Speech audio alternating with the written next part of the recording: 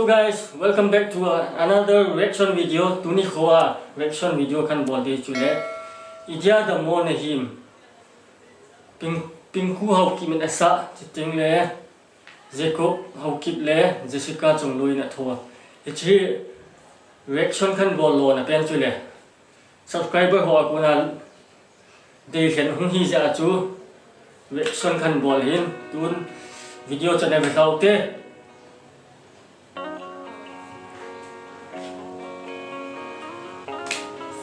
Siguro pa secret kitok sila.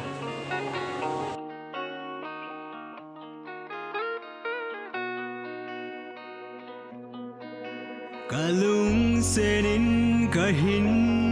ngai vale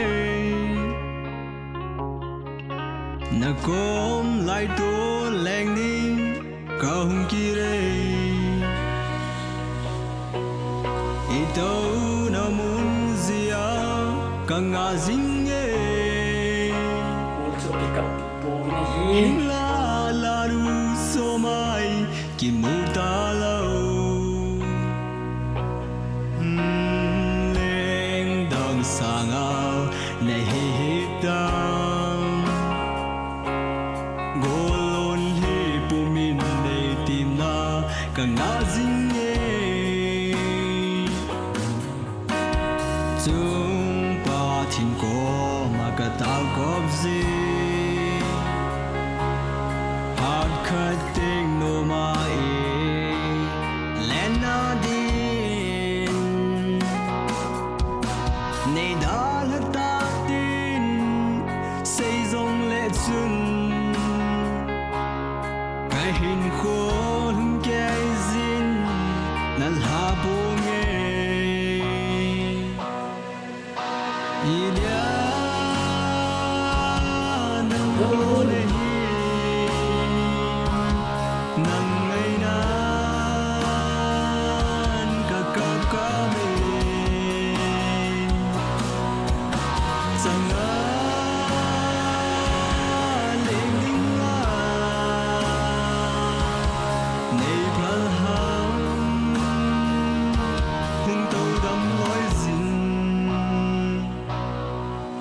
hiti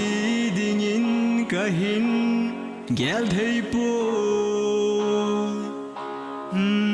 again thei na akon kakapizi ei ni hin ko thu sim hi now bang se hin ko thu sim e me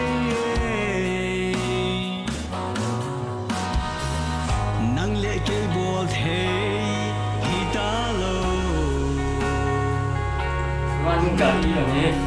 thi chen na din wang kil ha poi te egiti na hon ha kang lo vin gen the din cheng zong thu khom hi te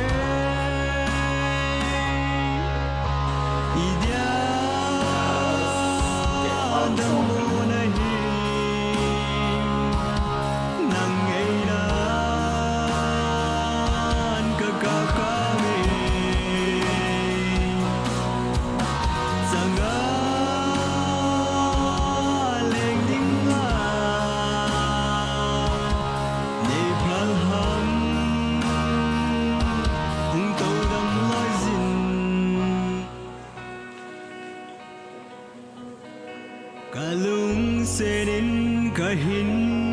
ngai vale nakom lai to leng ning kahung kire ito dong zia kangazing hin la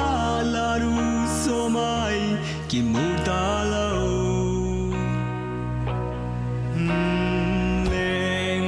sanga ne hitang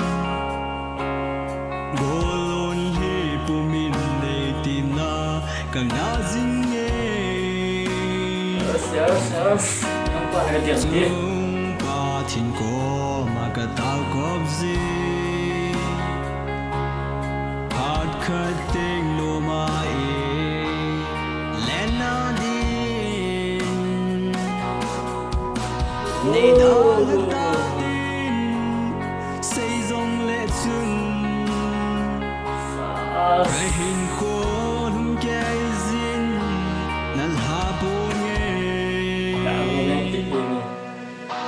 Idia damo na hi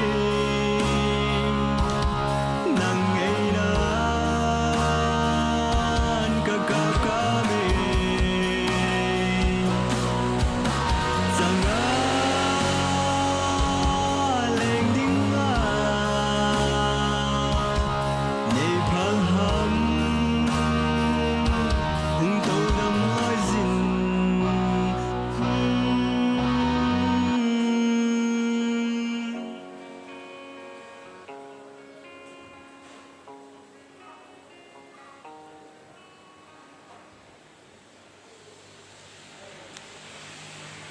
Langi ta chen chu na ke chain